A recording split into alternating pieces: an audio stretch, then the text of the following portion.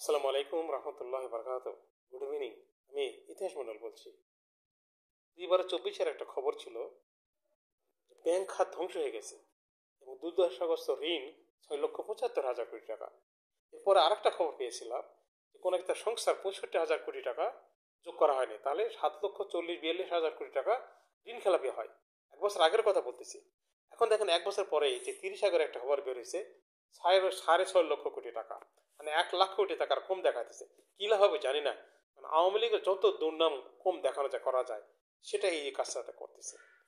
আর ঋণ খেলাপি যেটা বলতেছে, আপনার আগে ছিল 7% অলদিকে খেলাপি, 3 লাখ কোটি টাকা ঋণ ছিল এবং 22,481 টাকা খেলাপি ছিল।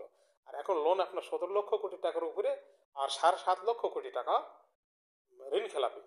আওয়ামী লীগের 14 লাখ কোটি টাকা বিতরণ, তার এক তার তার যদি 7 লক্ষ কোটি টাকা হয়, তাহলে ডেফিনেটলি 50%, আমি এটা দেখছি 51% আপনার ঋণ খেলাপি।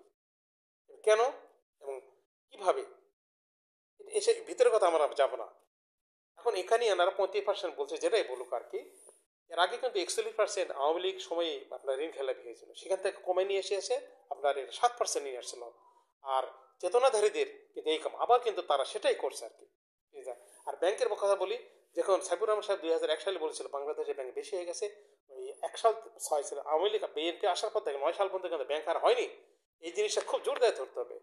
কিন্তু এই বদমাইশের এসে আবার 9 সালেতে আরো 13টা ব্যাংক দেওয়া, আগে কিন্তু ব্যাংক বেশি। কারণ ব্যাংক আপনার যে কোনো দিক দিয়ে বিবেচনা করলে 13টা ব্যাংক হলে হয়, 43 সাথে মিলানো 30টা ব্যাংক এক্সিস, 30-এর অর্ধেক 15টা ব্যাংক বন্ধ করা যাবে 1 বছর আগে, সেটা কিন্তু করা নাই। না করে তারা 55,000 কোটি টাকা দিয়েছে। এবং এটা দেখার বিষয়, 55,000 কোটি টাকা দেওয়ার পরে কি লাভ হয়েছে? কোনো লাভ হয়নি, আর কিন্তু একদম জিরো হয়ে গেছে। এখন আবার এই কথাটা সেই জন্য যে 5টা ব্যাংক একত্রিত করবে, বিরাট একটা কাজ করবে, কিন্তু ওই আওয়ামী লীগের ওই বদমাইশির যেটা, কারণ বাংলাদেশ ব্যাংক তো 90% আওয়ামী লীগের। আচ্ছা, আপনি তাই যদি দেন, আগে 55 দিচ্ছেন, পরে 20 দিবেন, আরো 15 দিবেন, এই দুইজনকে ধরতে হবে। কারণ আমি বলছি না ফাঁসি কাদের আগে দিতে হবে, এদের যদি ফাঁসির অবস্থা নিয়ে যায়, তাহলে ওরা বলবে যে কে দিকে নিয়োগ দিছে এবং তাদের পিছে থেকে কে কল খেটে নাড়াইতেছে। এর আগে দেখে তো আপনি তাই দেন, আমার আপত্তি নেই। কিন্তু আগে যে এর আগে বারবার আমি ভিডিওতে বলছি, শেয়ার বাজার যে 1,30,000 কোটি টাকা, সেটা তখনকার 30 বিলিয়ন, এখন সেটা 300 বিলিয়ন হয়। আর কি করবে? এটা আপনাদের কাছে আমার বলা। সালুদ্দিন আলম যে টাকা দিয়ে সমস্যা নেই, যাকে ব্যাংক মানে ব্যাংক খুলুক বা বন্ধ করুক, যাই করবে, কিন্তু ওই শেয়ার বাজারের টাকা আগে তাদের দিতে হবে।